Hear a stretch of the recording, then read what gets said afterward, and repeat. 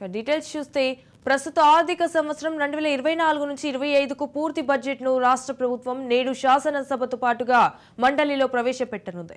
మధ్యాహ్నం 12 గంటలకు శాసనసభలో ఆర్థిక మంత్రి డిప్యూటీ సీఎం భట్టి విక్రమార్క, మండలిలో శాసనసభ వ్యవహారాల శాఖ మంత్రి శ్రీధర్ బాబు పద్దును ప్రవేశపెట్టనున్నారు. అంతకుముందు ముఖ్యమంత్రి రేవంత్ రెడ్డి అధ్యక్షతన సమావేశం కానున్న మంత్రివర్గం బడ్జెట్కు ఆమోదం తెలుపుతోంది.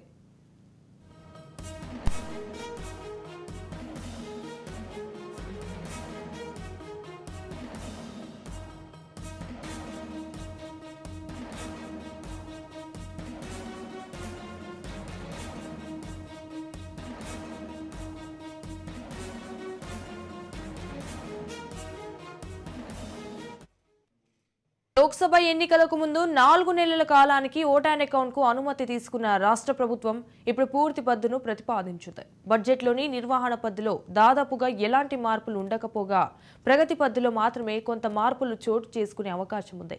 ప్రభుత్వ ప్రాధాన్యాలతో పాటుగా ఎన్నికల్లో ఇచ్చిన హామీలను దృష్టిలో పెట్టుకుని అవసరమైన మార్పులు చేర్పులు ప్రతిపాదించారు.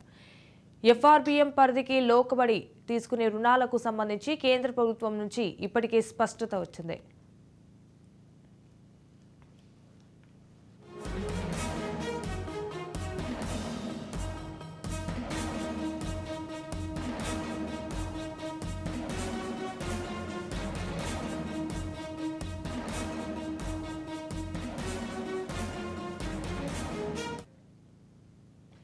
కేంద్రం నుంచి వివిధ రూపాల్లో రాష్ట్రానికి వచ్చే నిధులు ఎంత అన్నది కూడా దాదాపుగా తేలిపోయింది. గతంలో పోలిస్తే స్వల్ప పెరుగుదల ఉంది. పన్నుల్లో వాటాగా కేంద్రం నుంచి గత ఆర్థిక సంవత్సరంలో పోలిస్తే 3,000 కోట్లు, ఓటాన్ అకౌంట్తో పోలిస్తే 577 కోట్లు ఆదాయంగా రానున్నాయి. వీటిని మినహాయిస్తే కేంద్రం నుంచి వస్తాయని ఆశించిన ఏవి దక్కలేదు. కేంద్ర ప్రభుత్వం ప్రాయోజిత పథకాలు సంబంధించి కూడా పెద్దగా మార్పులు ఉండబోవని అంటున్నారు.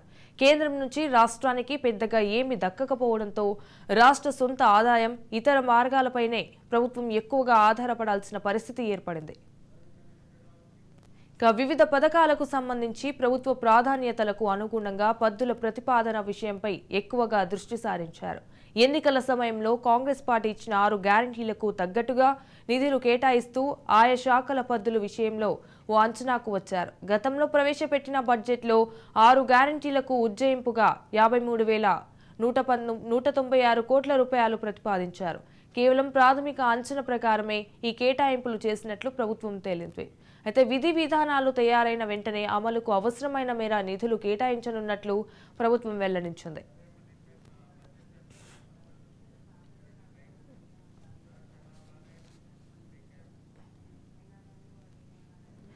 ఈ బడ్జెట్ కి సంబంధించి మరింత సమాచారం మా Telangana bureau chief Mahender Reddy phone in ద్వారా అందిస్తారు. మహేందర్,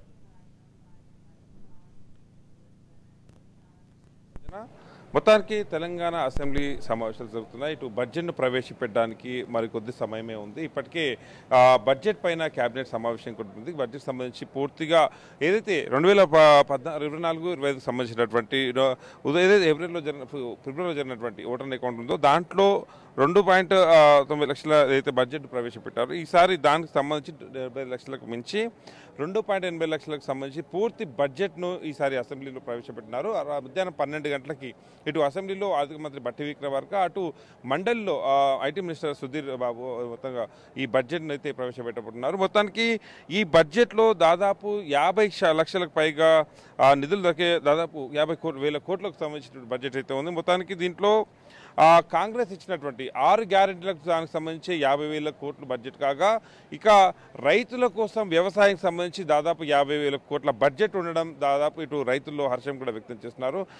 అయితే దీంట్లో రుణమాఫీకి 31,000 కాగా రైతు భరోసాకు 15 కోట్లు, అలాగే 15 కోట్లు, ఇక కేవలం వ్యవసాయ శాఖకి 50,000 కోట్లు అనేది కూడా పెద్ద హాట్ టాపిక్గా మారింది.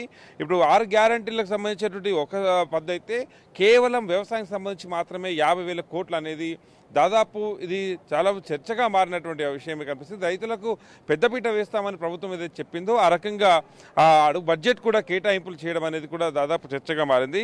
ఇక సంక్షేమ శాఖలన్నిటికీ కలిపి 40,000 కోట్లు, సాగునీటి రంగాన్ని కలిసి 20,000 కోట్లు, అలాగే విద్యుత్ శాఖకు 15,000 కోట్లు, వైద్య విద్యుత్ శాఖకు 15,000 కోట్లు, ఇందిరా మహిళల పథకం కింద 8,000 కోట్లు నిధులు కేటాయించే అవకాశాలు ఉన్నట్టుగా తెలుస్తుంది.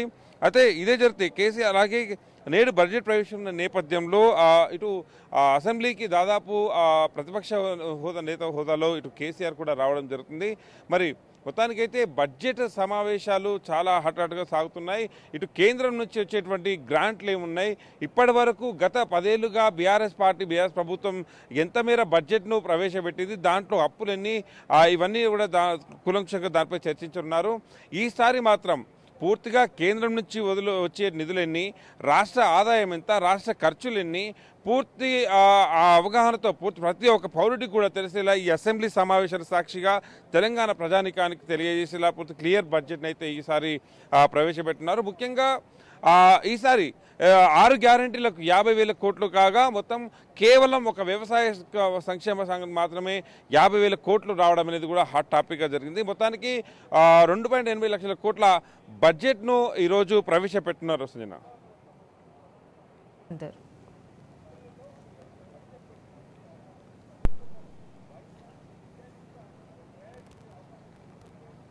Right, thank you for the updates, Mahinder.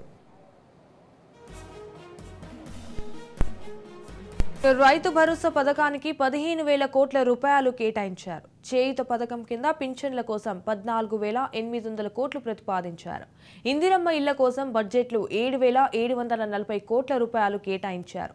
Mahalakshmi పథకం కింద మహిళలకు నెలకు 2,000 నుంచి 500 రూపాయల ఆర్థిక సాయం కోసం 7,230 కోట్లు బడ్జెట్లో ప్రతిపాదించారు.